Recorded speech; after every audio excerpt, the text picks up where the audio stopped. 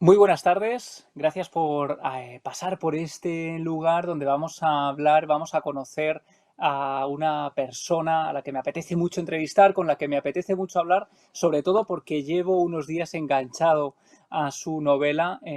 Quería terminarla para charlar con él, pero tranquilos porque no vamos a hacer spoiler. Es una obra que hay que disfrutar de principio a fin con la menor información posible, pero Hans Rosenfeld, que está con nosotros esta tarde en conexión directa, ahora nos dirá él dónde está y qué está haciendo. Es uno de esos escritores que además es guionista. Él escribe guiones para la ficción, seguramente habréis visto alguna serie creada por él o guionizada por él, pero también tiene una serie de obras de las que vamos a hablar y me parece muy interesante, especialmente como creador también, como escritor, saber cómo se compagina o qué tiene que ver la labor del guionista con la labor del escritor de novela, si existe relación entre ambas, cómo se crea una ficción ahora que vivimos en el mundo de las series. Seguramente habréis visto Marcela en Netflix, que es una de sus obras, lleva 3 temporadas con enorme éxito. Él ha recibido el premio a Mejor Guión Televisivo por la Asociación de Guionistas de Reino Unido. Y otra de sus grandes creaciones, que seguramente habéis visto, es Bron, el puente. Tanto su versión, la versión original, como otras que se han realizado, como la versión entre Estados Unidos y México o entre Reino Unido y Francia. Obras de enorme éxito. Estamos hablando de grandes personajes, de grandes tramas, de situaciones increíbles. Y esto lo ha trasladado, por supuesto, a su serie de obras, a la serie Bergman de novelas, junto a Michael Hort, que lleva más de 5 millones de ejemplares vendidos en todo el mundo. Y ahora llega su nueva serie, la serie Jacaranda, que se inaugura con Verano de Lobos, con esta obra de la que vamos a hablar hoy, que como os digo, a mí me ha tenido realmente atrapado desde el primer momento. Es una de esas obras que en cuanto empiezas a leerla quedas atrapado por sus personajes, pero sobre todo, y esto es lo que me interesa, por la ciudad Jacaranda, donde sucede todo, tiene una voz propia. Y de eso vamos a hablar con Hans. La sinopsis, muy breve y sin desvelar demasiado, es una agente de policía, Hannah Wester, que se ve sobrecogida por una serie de acontecimientos que ocurren en un lugar tranquilo. Un lobo muerto que aparece a las afueras de esta población, en cuyo interior guarda los restos de un hombre que podría haber muerto antes de ser devorado por el lobo. En fin, yo creo que con esa entrada, con ese inicio, uno ya queda atrapado para devorar pues estas más de 400 páginas que tiene la novela y que os digo a mí me ha durado 2 noches. Porque es cuando puedo leer. Tengo 2 niños, ya lo sabéis algunos, y mi momento para leer es la noche, ¿no? Y qué momento también para acercarse a una obra como esta. Quiero escuchar a Hans. Buenas tardes, Hans. Muchísimas gracias por estar con nosotros. Gracias por dedicarnos tu tiempo y gracias por escribir obras como esta. ¿Dónde te encuentras hoy? Hi Javier, it's really nice to be with you. Hola Javier, I'm in my es un office placer de in verdad estar Stockholm. contigo. Estoy en I mi have a small despacho, en office Estocolmo. just 5 minutes away from my ¿Escribes? flat. Tengo So un ¿Escribes despachito algún aquí libro a tú 5 minutos de ahora? casa, así que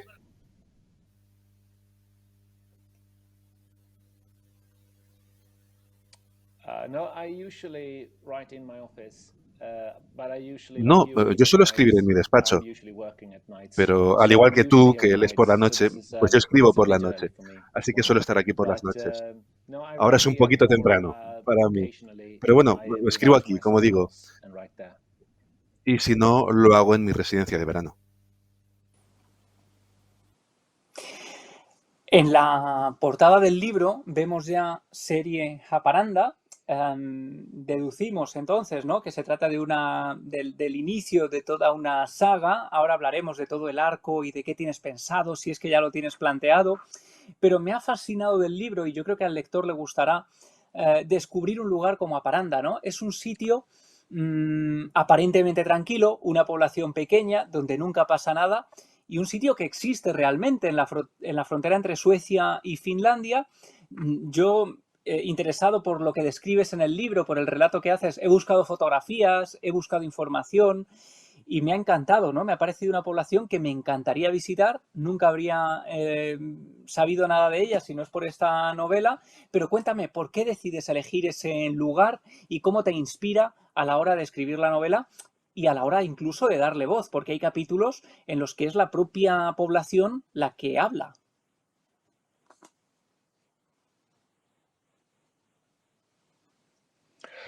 Yes, it does.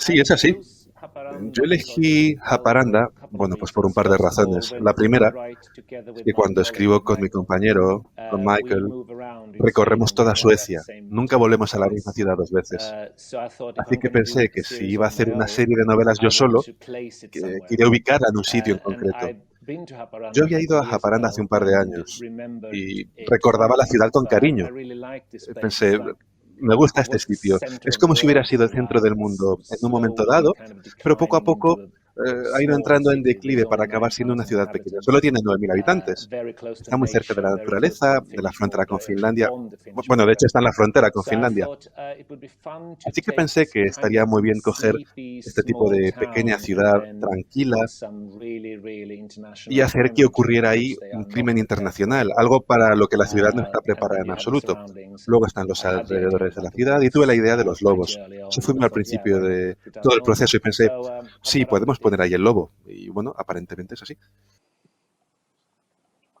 No sé si es casualidad o no, pero en una de tus grandes creaciones, que es Bron, el puente, como se ha llamado, como se ha traducido, que se estrena en el otoño de 2011, que habla de un cadáver que aparece en la frontera entre Suecia y Dinamarca. Aquí en Haparanda estamos también en una de esas ciudades, en una de esas poblaciones fronterizas, y en algunos momentos me ha recordado un poco a Cormac McCarthy, a Don Winslow, en el sentido de que son esos grandes creadores o esos grandes relatos de las ciudades fronterizas y de las poblaciones de frontera. No sé por qué nos atrae tanto la frontera, ¿no? En el fondo es como uno de esos lugares que son tierra de nadie y donde puede suceder cualquier cosa. No sé si ha sido intencional o sientes cierta atracción por la frontera.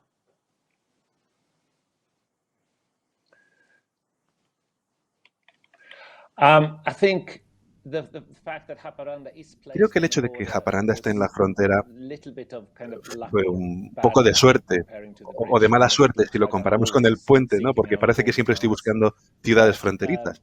what I really wanted with Pero lo que de Haparanda was verdad the quería con closeness Japaranda to era que Finland estuviese and cerca in its de extent Finlandia to y por ende Russia, con Rusia, because we are going to Russia is involved in the first in the porque novel that Rusia you aparece en la primera started, novela que but acaba de also publicarse, it will be more pero también present estará in the más coming novels. presente So I todavía knew más en that las kind of próximas novelas. Por closeness eso me hacía falta ese tipo de Finland and cercanía a Russia. Finlandia y a And Rusia. Haparanda is Y por eso Japaranda era un buen sitio. Tú no conocías Japaranda antes. Y te puedo decir que hay muchos suecos que no tienen ni idea de lo que es Japaranda, ni de cómo es, ni nunca han estado ahí, o ni siquiera saben ubicarla en un mapa. Por eso creo que incluso para los lectores suecos es un sitio un poquito exótico, de hecho. En algunos tramos, la novela también me ha recordado un poco a It, de Stephen King, en los momentos en los que él da voz a Derry, ¿no? A esa ciudad aparentemente tranquila en la que también empiezan a suceder una serie de hechos y cómo la población decide callar y guardarlo en secreto y mirar hacia otro lado. No sé si en tu caso ha sido complejo darle voz a Paranda, si ha sido un reto, porque en tu carrera el hecho de personificar un escenario, ¿no? Y conseguir que un escenario nos cuente la propia historia es algo complicado, ha requerido mucho trabajo de investigación, a la hora incluso de darle voz es como crear una voz nueva, ¿no? Y me parece muy interesante porque tiene su voz particular y propia. ¿Cómo ha sido todo ese proceso?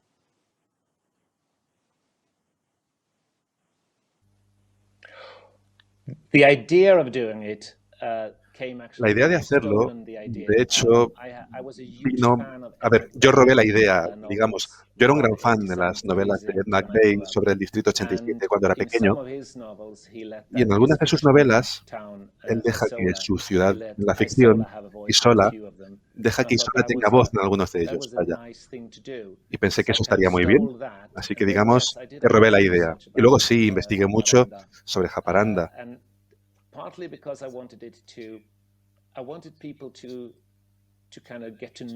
En parte porque quería que la gente conociera la ciudad sin tener que describirla demasiado en los capítulos, o con el resto de personajes, con los personajes humanos o con el argumento. Además, creo que también creaba un determinado ambiente para el lector al presentar al principio como una voz por sí misma. Esto no lo digo yo, lo he leído a un crítico del libro que decía que es un poco como un drama griego, donde esa voz tranquila lo sabe todo, lo ve todo, lo escucha todo, pero que no puede reaccionar ni hacer nada en relación a lo que pasa o lo que puede pasar. Me gusta esa idea, me gustaba esa idea de alguien que tiene la visión general, pero que no puede interferir o detener nada ni nadie. Creo que es una forma muy interesante de ver una ciudad.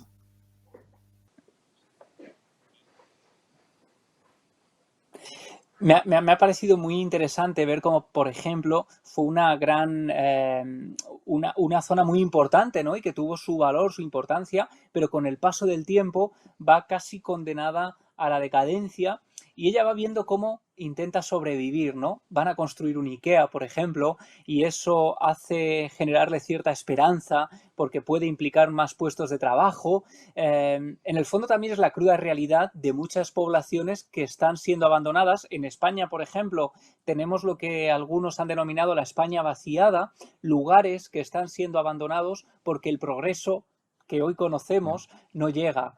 Jacaranda, en el fondo, está sobreviviendo gracias a momentos puntuales en la novela que vemos ahí, que tú plasmas de manera maravillosa, y no sé si hay mucha diferencia entre la ciudad que vemos en la novela y la que existe en el mapa en la realidad. ¿O te has permitido alguna licencia de escritor que te haya favorecido para la trama?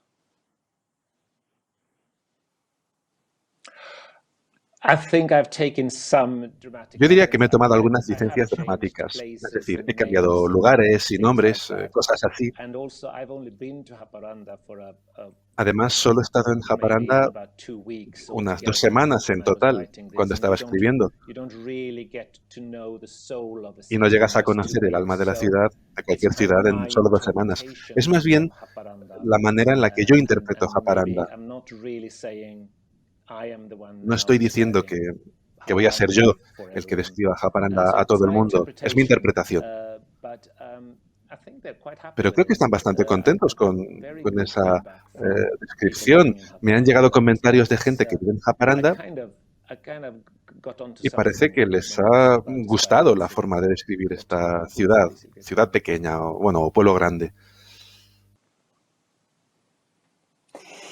Y vamos ahora, Hans, al proceso de escritura, porque es la primera vez que te enfrentas a una novela en solitario, ¿no?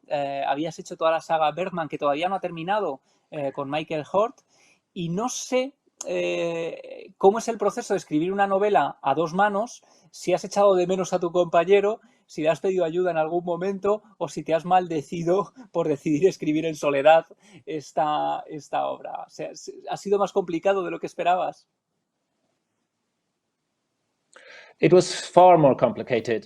Fue mucho más complicado de lo que esperaba. A mí me gusta tener el control de mis proyectos. Me gusta saber exactamente qué ocurre con ellos. Así que pensé que en un proyecto en el que estuviera yo solo sería perfecto para mí. Porque hago muchos guiones, como decías, ¿no? Y la televisión es siempre un trabajo colaborativo entre muchas personas. Y además escribo con Michael.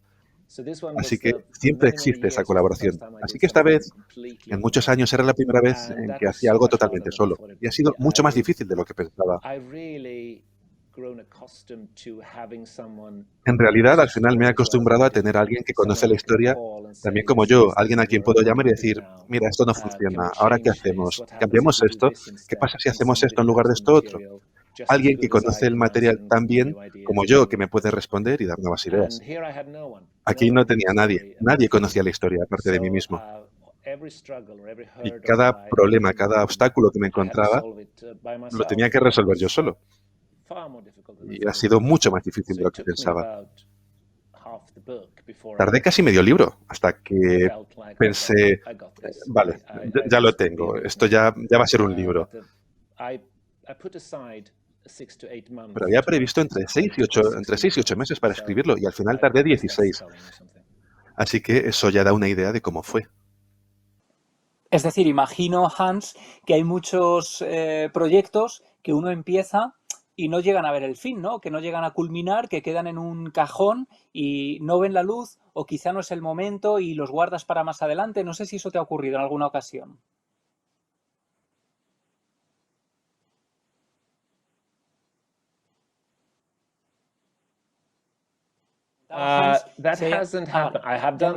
He hecho unos cuantos guiones, sobre todo para televisión. No he adquirido ninguna televisión, así que siguen en el cajón. A veces puedo utilizar algunas partes de los mismos o alguna línea argumental o un crimen o un momento en concreto de los mismos, pero no tengo tanto en el cajón como para aprovecharlo y hacer cosas nuevas con ello. Por suerte, casi todo lo que he hecho ha sido publicado o utilizado en el mundo audiovisual.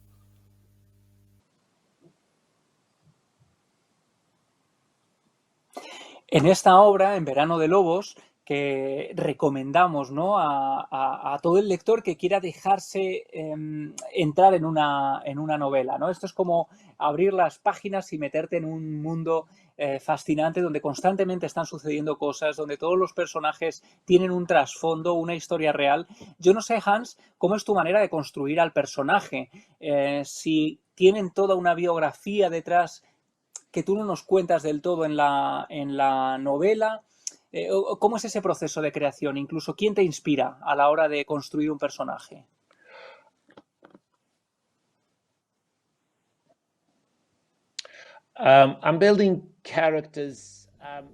Cuando construyo personajes sí que tienen una biografía, pero solo está en mi cabeza. Y le puedo dar la vuelta a esa biografía si me llega una gran idea para alguien y esa idea no encaja completamente con su biografía, en ese caso sigo con la gran idea.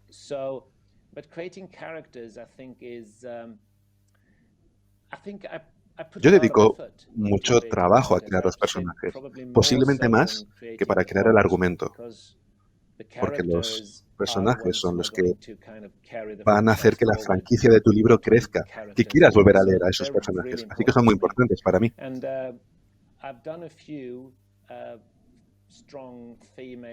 He creado algunos personajes principales femeninos muy fuertes para televisión, como Saga Noren en El Puente y Marcela. Así que cuando creé a Hannah, pensé que debería ser más, digámoslo entre comillas, más normal que mis otros personajes. Así que la creé así.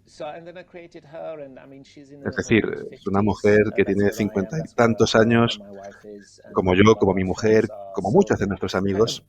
Así que coges un poquito de aquí y un poquito de allá y lo juntas todo. Como siempre, además, es bueno que tenga un buen trauma o algo en su pasado. Intenté hacerla una mujer de mediana edad, dura, complicada, que está pasando por la menopausia, que tiene una vida en casa un poco estancada con su marido. Y luego, como siempre, ¿no? Si creas un personaje de una manera, quieres que su antagonista sea totalmente diferente. Y ahí es donde entra Katia, que básicamente es una Terminator femenina. Iba a preguntarte por ella, ¿no? Porque no sé si es más divertido construir un personaje malvado que se salta la ley, que tiene su particular manera de ver las cosas. Por ejemplo, ¿no? Robert Ressler, uno de esos investigadores míticos del FBI que acuñó el término asesino en serie cuando empieza digamos, el departamento de estudio y análisis de la conducta en el FBI, cuando empieza toda esa fase de los asesinos en serie, pues contaba que Thomas Harris, el creador del Silencio de los Corderos y del mítico Aníbal Lecter, pues se había inspirado en él para crear a uno de sus personajes. No sé si en tu caso, Hans, acudes también a bibliografía a la hora de documentarte para tus personajes, si te inspiras en estos investigadores o simplemente vas a lo más cotidiano, a lo que te rodea, a lo que te pilla más cercano.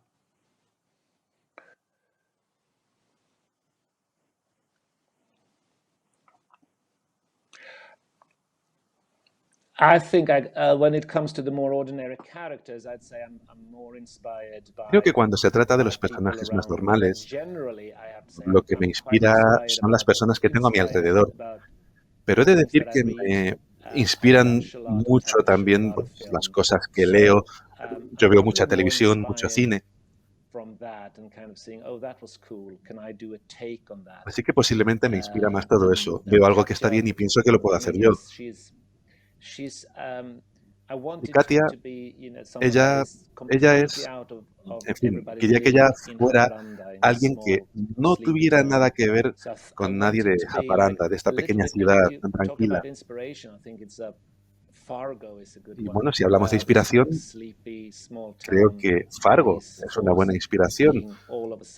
En una pequeña ciudad sin importancia ve cómo su policía se ve de repente dentro de un crimen tremendo que les sobrepasa. Así que, pues, básicamente lo que hago es coger prestados, no personajes en concreto, espero, sino, en fin, las sensaciones de un sitio, la sensación de peligro, lo cojo de otros creadores y a continuación intento hacer mío todo eso. ¿Y qué te cuesta más, Hans, a la hora de crear un personaje que sea masculino? Si es un personaje femenino, ¿te ha costado más? ¿Lo ves más difícil? ¿O el hecho de crear a un personaje que se salta a la ley y que está, digamos, en la oposición de lo que nosotros consideramos lo correcto? ¿Qué es lo que te pone más tenso y lo que te genera más complicación a la hora de escribir, a la hora de desarrollar el personaje?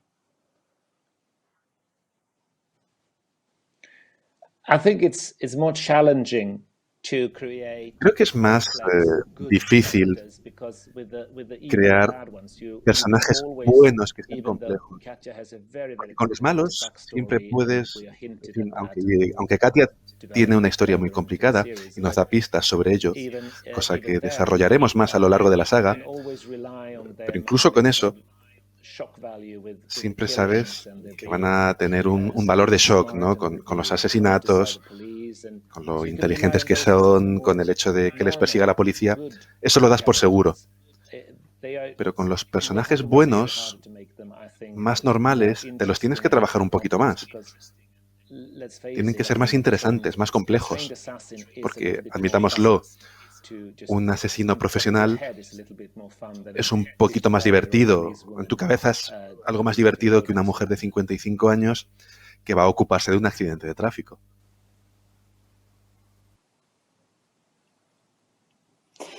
Y ya desde el propio título de la novela, Verano de Lobos, uno percibe algo casi mítico. Tiene que ver con el lobo. Bajo mi punto de vista, ¿no? En España, por ejemplo, hemos tenido y tenemos todavía mucha problemática con el lobo, con la polémica sobre si hay que cazar al lobo o no.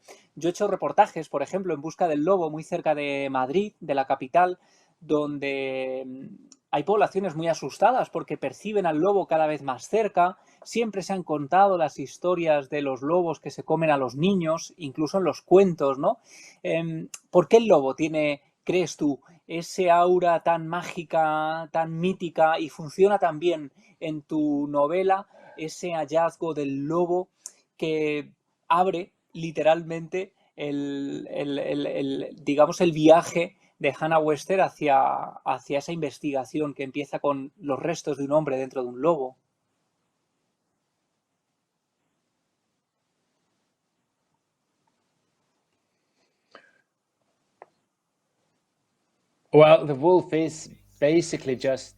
Bueno, el lobo, vaya, el lobo y la persona que el propio lobo se ha comido son básicamente un comienzo, el inicio de la historia. Pero sí, en Suecia pasa lo mismo. Hay mucha polémica en torno a los lobos.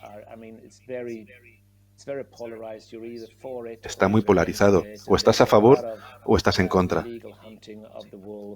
Aquí además hay mucha caza ilegal de lobos. Y sí, sigue habiendo historias. Y si ves un lobo cerca de las casas, piensas, mira, no vamos a dejar salir más a los niños. Cosas así, ¿no?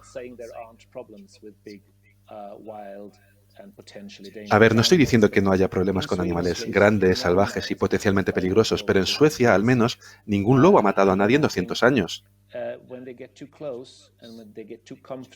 Pero sí creo que cuando se acercan mucho, cuando se sienten a gusto cerca de los humanos, quizás ahí sí que deberíamos sacarlos de la ecuación.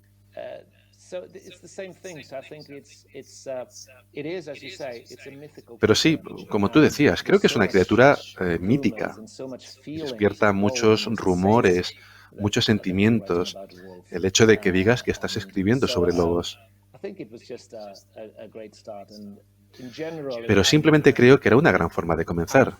Y en general diré que estoy totalmente a favor de que haya animales grandes en el bosque.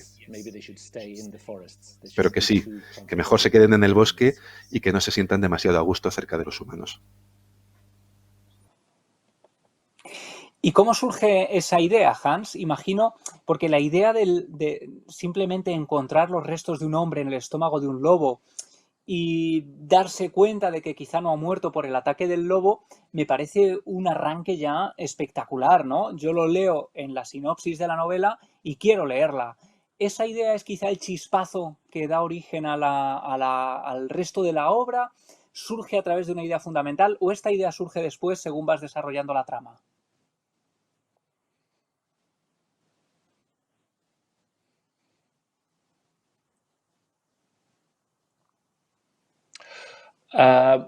Now, this idea was kind of it's a mix of both. It came to me Esta idea es una mezcla de ambas cosas. Me vino a la cabeza después de decidir que iba a ubicar la novela en Haparanda. Así que empecé pensando qué podría pasar ahí. Y luego pensé que como era, ya lo he dicho antes, ¿no?, una ciudad pequeña, tranquila, pensé que poner allí un gran crimen internacional sería algo interesante. Así que pensé en cómo llevar ahí ese crimen internacional, a Katia y todo lo demás, cómo llevarlo ahí. Y así me llegó la idea del lobo y de encontrar restos humanos. Todo eso fue al principio de diseñar el argumento. Pero también cuando decidí dónde, en qué sitio quería ubicar este libro. Así que fue bastante pronto, pero no fue la primera idea.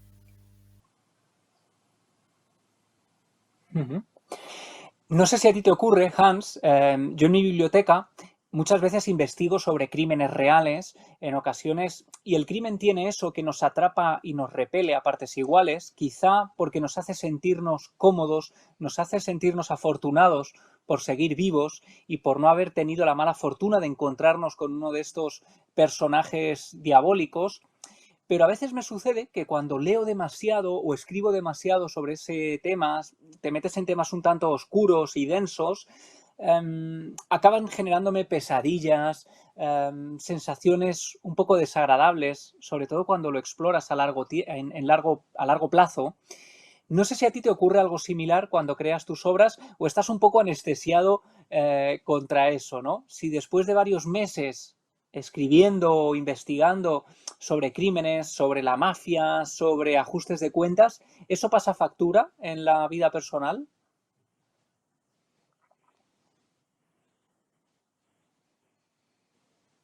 Yo digo que no, en realidad. Pero creo que es porque siempre trabajo con crímenes de ficción. Yo siempre me los invento. En cuanto alguien trabaja con crímenes reales o investiga desapariciones, en cuanto tocas la realidad, creo que en ese caso sí que me afectaría mucho más. Pero yo no hago eso. Yo solo voy a mi despacho y me invento un montón de cosas durante todo el día. Y cuando cierro la puerta del despacho y me voy a casa, ya no pienso en ello hasta el día siguiente en el que vuelva a trabajar. Así que creo que es porque lo único que hago es ficción. Y nunca me meto en crímenes reales o en la miseria de la realidad o en el mal real. Así que creo que en eso hay una diferencia entre nosotros dos. Sí, quizá por eso leer ficción es mucho más cómodo que leer el ensayo donde se cuenta una crónica real, ¿no? Y no sé en tu caso, Hans, ¿qué diferencias hay entre escribir un guión para televisión o para una serie, para una ficción, de escribir una novela? Uno puede pensar que en el fondo se trata del mismo proceso, del proceso de escritura, pero creo que son cosas diferentes, ¿no? No sé si tú lo percibes.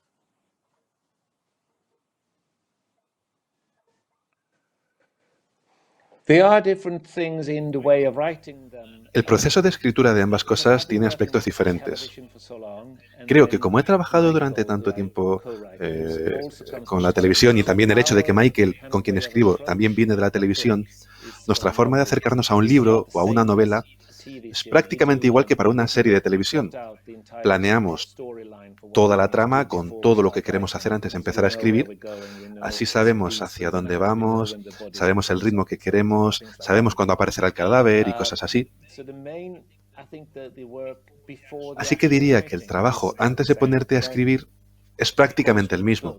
Luego, en fin, por supuesto, con un libro, a ver, un guión es como el plano de una casa, digamos. Ahí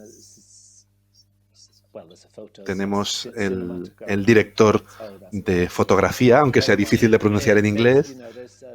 Está el director, los actores, el departamento de vestuario, está el departamento de diseño de producción, y todo eso es lo que construye la casa alrededor de tu plano, que es el guión. Así que no te hace falta describir mucho, no te hace falta describir cómo piensan los personajes porque los actores son los que hacen eso. No te hace falta describir la apariencia de las cosas porque los diseñadores de producción hacen eso. Pero en un libro eres tú el que construye toda la casa, tú solo, desde los cimientos hasta las tejas del tejado.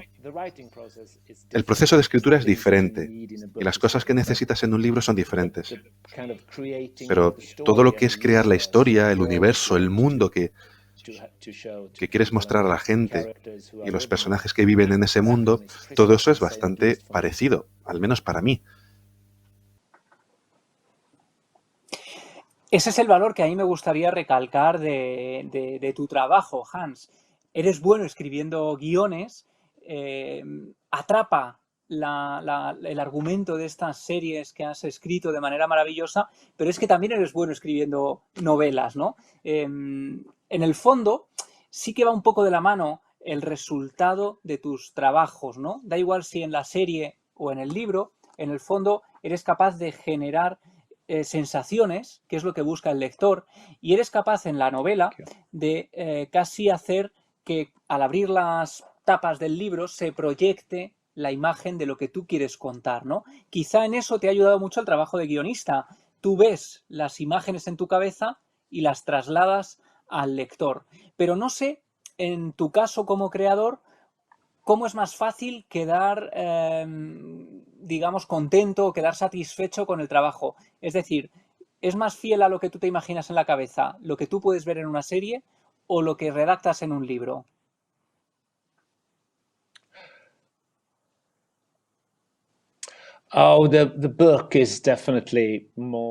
Sin duda lo es más el libro, porque, en fin, está genial que digas que puedes ver lo que estoy intentando describir, porque es así como yo escribo. Lo veo en mi cabeza y lo que hago es escribir eso que veo en mi cabeza. Cada vez que me pongo a escribir es como si se proyectara una peliculita en mi cabeza. Me pongo a transcribir lo que veo, qué pinta tiene todo, lo que dice la gente. Y todo eso se va convirtiendo en los capítulos del libro. Cuando haces un guión, tienes que depender de que otras personas interpreten mucho más tu trabajo. A veces se acercan mucho a lo que tú tenías en la cabeza y acaba saliendo exactamente como tú querías que fuera o que tuviera ese aspecto. Y otras veces la comunicación entre nosotros no es tan buena y cuando ves el resultado dices, bueno, vaya, esto es lo que han hecho. Bueno, no es lo que tenía en mente, pero en fin. Así que sin duda, el libro está más cerca de lo que yo tengo en mi cabeza, pero eso es porque lo que hago es escribir literalmente lo que tengo en mi cabeza, lo que veo en mi cabeza. Y lo que tienes en la cabeza, Hans, ¿cómo llega ahí? Es decir, a mí me interesa mucho el proceso de cómo surge una idea, ¿no? Y cómo una idea acaba desarrollándose hasta convertirse o materializarse. Es lo que algunos autores como Alan Moore han denominado el proceso de magia, ¿no? Algo que está en tu cabeza termina convirtiéndose en un libro, en un objeto. Es como sacar el conejo de la chistera del mago. Aquí en España, nuestro queridísimo Javier Sierra, escritor de éxito, lo llamó El fuego invisible, en una obra que le hizo ganar el premio Planeta, una obra preciosa sobre el origen de las ideas. En tu caso, ¿cómo surge? Es decir, ¿tienes que sentarte a buscarlas o estás en el supermercado, por ejemplo, de manera cotidiana y esas ideas llegan a ti?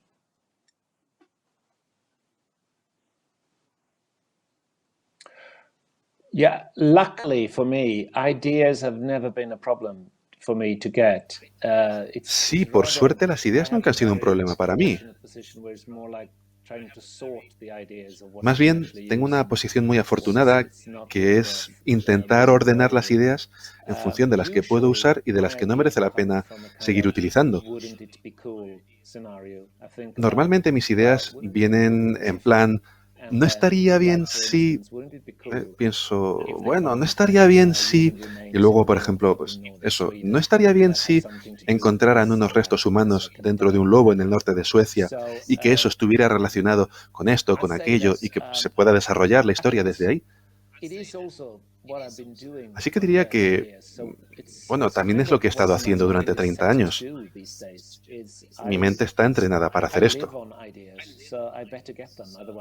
Y yo vivo de las ideas, así que más vale que me vengan porque si no me quedo sin trabajo. Así que sí, tengo suerte, no me faltan las ideas. Y como digo, me suelen venir en plan, no estaría bien si... O si leo algo que creo que puede ser muy, muy divertido. De hecho, por ejemplo, hoy he leído un artículo en el diario The Guardian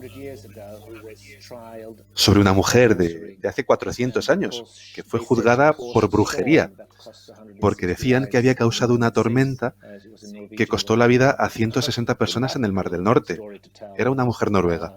Y pensé, ¿no sería una historia chula que contar esta mujer que es ejecutada de repente porque hay una tormenta y la acusan de brujería?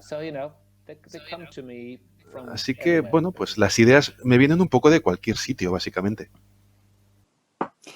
Al final la realidad supera la ficción, ¿no? En lo cotidiano está también lo extraordinario y también tienes que tener esa perspectiva y esa mirada tuya de ser capaz de detectar dónde hay una buena historia.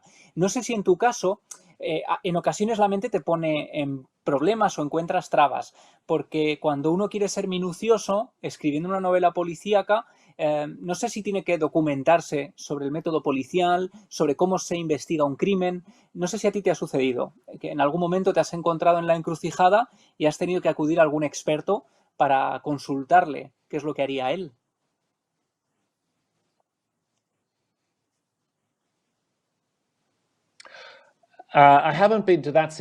No me he encontrado con esa situación porque normalmente tengo una idea y luego llamo, en fin, con esta novela, con Verano de Lobos, tenía un policía, amigo en Japaranda, con quien estaba en contacto constante para tratar ciertas cosas. Y luego yo decía, quiero que pase esto. Hay un escenario en el que quiero que pase esto. ¿Es eso posible? Y me podía decir que sí, eso lo podemos hacer, o me dice que no, que ellos no hacen así las cosas. En ese caso, yo sigo adelante igual. Porque creo que si es una buena idea, pero no es real, me quedo con la buena idea. porque a veces, bueno, pues te enredas con todo lo que investigas y acabas diciendo, vaya, esto no lo pueden hacer o esto está demasiado mal, así que me lo salto. Siempre y cuando lo que vaya a pasar sea creíble en el universo que estoy creando, la verdad es que no me importa si objetivamente está bien o no. Yo solo quiero trabajar en la historia. Y si es objetivamente correcto, muy bien. O, bueno, si una parte de lo que dice mi amigo policía es posible, pues lo cojo y lo modifico un poquito para poder utilizarlo. Lo cambio un poquito para que encaje mejor en mi historia. Pero no me meto a fondo investigando, porque, como digo, a veces te lía un poco y al final es como, ahora sé tanto de esto que al final le tengo que contar al lector todo lo que sé al respecto. Así que solo pregunto o investigo cuando creo que puede ayudar a la historia, básicamente. Estamos charlando con Hans Rosenfeld, autor de Verano de Lobos, una obra que ya podéis conseguir en todas las librerías, ya está a la venta. Es una obra, como digo, inmersiva, fascinante, y lo que me gustaría preguntarle a Hans, esta obra ya se anuncia como parte de una serie que se inicia con Verano de Lobos, la serie Aparanda. Cuéntame cómo es el proceso de creación de una serie. Es decir, ¿en tu cabeza ya está todo estructurado, ya sabes cómo va a terminar, cuál va a ser el final, o hay sitio para la improvisación?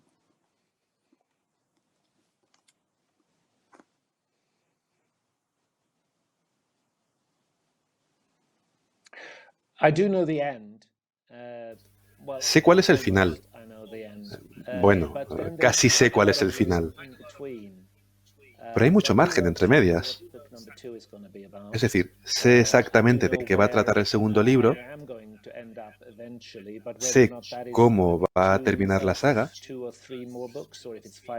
pero no sé si será en 2 o 3 libros más o si serán 5 o 6. Puedo alargar lo que pasa hasta el final, pero sí sé cómo acaba. Es lo mismo que con la saga de Sebastian Bergman. Siempre hemos sabido cómo lo queríamos acabar. Y ahora nos hemos dado cuenta de que vamos a tardar 8 libros en hacerlo. Pero eso antes no lo sabíamos. Podían haber sido 10, podían haber sido 5, van a ser 8. Y creo que con Japaranda es lo mismo. Sé dónde acaba, pero no sé cuándo acaba. Como nos quedan pocos minutos para llegar al final, Hans, si te parece, cuando cortemos, cuando la gente ya no nos esté viendo, me cuentas el final, porque no sé si voy a ser capaz de aguantar los años que queden para continuar las aventuras y la historia de Hannah. Pero no sé a ti como guionista si te sería complicado adaptar tu propia obra. Es decir, si ahora llegara Netflix o alguna gran plataforma y te dijera que quiere adaptar esta serie, ¿crees que sería más complicado que si fuera un material nuevo, que construir un material nuevo de cero?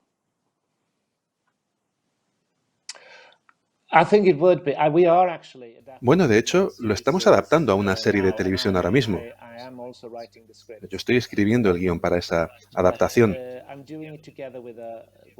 Lo hago con una amiga con la que trabajé en El Puente, Camila Algrian.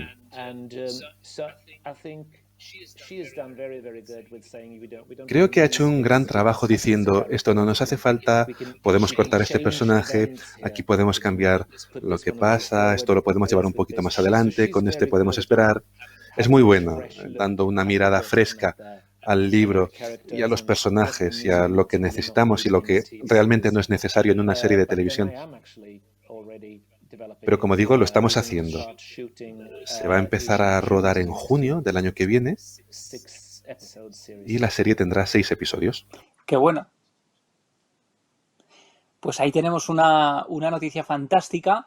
Corred a leer la novela para luego comparar, ¿no? Yo creo que es interesantísimo hacer ese ejercicio con un material que viene de la misma mente. Yes. La misma mente, como decíamos antes, que creó El Puente, Bron, que tuvo un éxito internacional, no sé si inesperado o lo esperabas de alguna manera, y no sé también, Hans, si has visto las adaptaciones, las readaptaciones que se han hecho de esa obra, y cómo es para un guionista ver su creación adaptada de alguna manera, si te gustó, si habrías cambiado alguna cosa. I have seen He visto 2,5. Se han hecho 7 hasta ahora y he visto 2,5. No soy un gran fan de ninguna de ellas, para ser sincero. Pero bueno, entiendo que tuvieran que cambiar cosas para sus mercados locales, que para eso es para lo que se hacen los remakes, ¿no? Porque lo que quieres es que sea, bueno, pues más atractivo para tu audiencia local. Creo que algunos hicieron cambios más inteligentes y otros menos inteligentes. Pero es que yo me metí tan a fondo con el puente durante tantos años que es muy difícil para mí dar un paso atrás y ser un telespectador más y no ver, vaya, aquí han cambiado esto, aquí lo han dejado, aquí han hecho esto en lugar de esto otro. Vale. Me ha costado verlo como un espectador más. Y bueno, creo que por eso no soy un gran fan de ninguna de ellas. Pues me parece, Hans, interesantísimo estar charlando contigo sobre todo esto, sobre tu perspectiva. Te agradezco muchísimo tu confianza, tu sinceridad, que me hayas hablado de todo esto, porque en el fondo muchos de los que somos creadores nos interesa ese mundo, pero seguramente a todos los espectadores también, ¿no? Porque vivimos pegados a las series. No sé si para terminar, para ir terminando, ¿hay alguna serie, alguna novela, alguna obra que quieras recomendar a la gente que nos esté viendo ahora y que te haya servido también de inspiración? Bueno, como digo, si tenéis la oportunidad, a ver, no sé qué tal han envejecido, pero creo que gran parte de la culpa de que me metiese en la novela negra fue gracias a las novelas de Ed McBain del Distrito 87. Las comenzó a escribir a principios de los años 50 y siguió con ellas hasta su muerte. Ahí se ve el cambio de la sociedad estadounidense, de la policía. Es una saga muy buena. Creo que son unos 50 libros, más o menos. Y luego, a ver, series de televisión que he visto recientemente. Bueno, soy un gran fan de Marvel, así que he visto Falcon y el Soldado de Invierno. Esa ha sido la última. Me ha encantado, por supuesto porque es de Marvel. Y luego me gusta recomendar un autor que se llama Sebastian Barry. No es novela negra. Trata sobre... ¿Cómo se llama? Sobre la guerra en Estados Unidos. El sur contra el norte. ¿Cómo se llamaba eso? La guerra civil. La guerra civil de Estados Unidos. Sebastian Barry, un gran autor. Acaba de sacar su último libro en Suecia hace un par de días. Así que, bueno, es una respuesta larga, un poquito liosa. Pero Ed McBain, El juego del halcón y Sebastian Barry. Hans Rosenfeld, millones de gracias por cedernos parte de tu tiempo. ¿Juego del halcón? ¿He dicho juego del halcón? No, Falcon y el soldado de invierno, perdón. Con el que seguir. Lo otro era una peli de los 80, con una gran banda sonora, aunque la peli no era muy allá, ¿eh?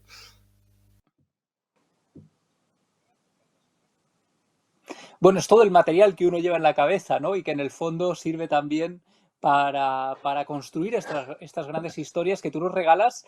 Y quiero agradecerte de verdad tu tiempo. Estamos deseando... Bueno, la gente que nos está viendo ahora puede asomarse por primera vez a Verano de Lobos. Yo ya quiero saber cómo continúa, así que, como decía, en cuanto cortemos, me cuentas el final. Prometo guardar el secreto. Y estoy deseando que pase toda esta situación, que podamos charlar personalmente, porque seguro que hay muchas ideas, muchas cosas que puedes contarnos, que pueden iluminarnos también.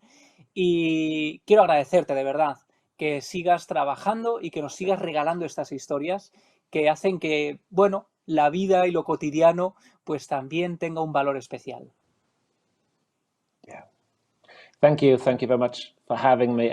Muchas gracias. Gracias de verdad por invitarme. Y sí, espero poder ir a visitaros a España. Además, ahora estoy estudiando español. Dadme un añito más y quizás al menos me pueda hacer entender un poquito en español. Aquí hay muchas historias que seguro te fascinarán y te darán muchas ideas para alguna de estas obras. Así que aquí te esperamos, te tomamos la palabra. Un abrazo enorme y gracias a todos, de verdad, por estar ahí, por observar, gracias a todo el equipo de Planeta, gracias al equipo de traducción, al traductor que ha estado con nosotros, y podéis asomaros a este Verano de Lobos en todas las librerías, ya disponible, y creo de verdad que lo vais a disfrutar, tanto si sois lectores diurnos como nocturnos como yo. Es un libro que se lee a velocidad de vértigo. Lo malo, pues que te quedas con ganas de más. Un abrazo enorme. Muchas gracias.